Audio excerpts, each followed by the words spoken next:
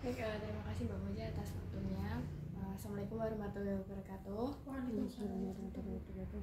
Perkenalkan, nama saya Devi dari Kainato. Nah, untuk di pagi kali ini saya ingin membedah salah satu bab yang ada di buku yang saya pegang ini, yaitu The Unwritten Laws of Business. Jadi yang akan saya bahas di sini itu tentang bab 2, yaitu tentang perilaku individu dan juga teknik. Jadi untuk perilaku individu dan juga teknik yang efektif itu di tempat kerja ya sangat penting untuk mencapai kesuksesan. Adapun poin-poin yang saya tangkap untuk di bab 2 ini.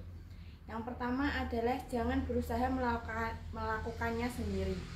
Jadi ini kalau disimpulkan ya, yaitu kerjasama. Jadi kalau di tempat kerja kita harus sudah mempunyai job desk masing-masing yang sesuai. Jangan sampai merangkap semua job desk. Contohnya kalau di sini Mbak Nur untuk di bagian kain, terus dia merangkap juga di job desk di baju. Jadi kita harus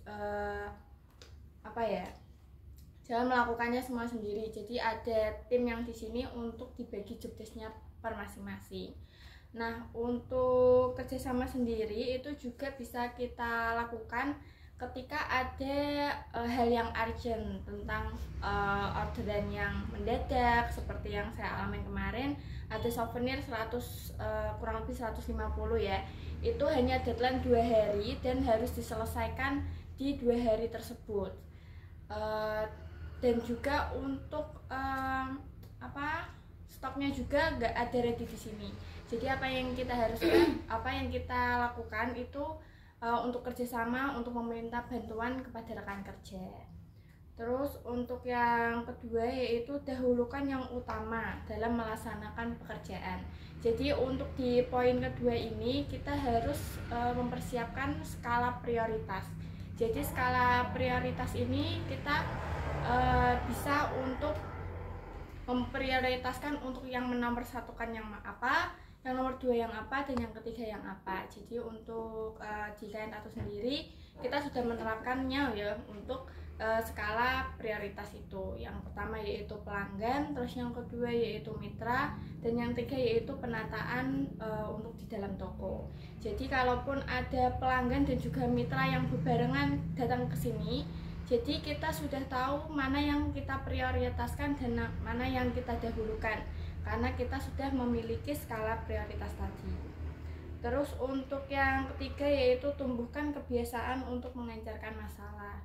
Jadi ketika kita dihadapkan suatu masalah, kita mencari solusinya yang paling terbaik, yaitu dengan mungkin kalau ada masalah atau komplain dengan pelanggan, kita komunikasikan dengan pelanggan, yaitu solusinya mintanya seperti apa, terus kita kasih saran seperti A, B, terus nanti bisa kita ambil keputusan bersama gitu. Terus untuk yang terakhir yaitu jangan meradang dalam keadaan darurat, tetaplah berpijak di bumi. Nah, untuk di poin terakhir ini, jadi kita ketika dihadapkan dengan keadaan yang tegang, terus yang untuk yang tiba-tiba gitu ya, kita jangan sebisa mungkin jangan panik, jangan seolah-olah kita sudah tidak berpijak di bumi gitu. Jadi kita harus tenang, terus untuk menyelesaikannya dengan kepala dingin gitu ya.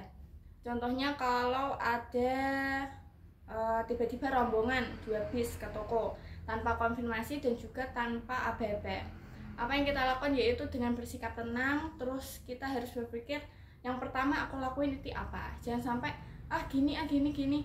Malah kalau dari saya sendiri ya, kalau saya menerapkan harus ini itu malah bingung. Malah untuk yang seharusnya dilakukan malah enggak kepegang gitu. Jadi kita harus bersikap tenang dan juga bersikap kalau baik-baik saja gitu. Nah, itu dia untuk ada 4 poin untuk di bab 2 yaitu tentang perilaku individu dan juga teknik. Nah, untuk materi kali ini saya cukupkan.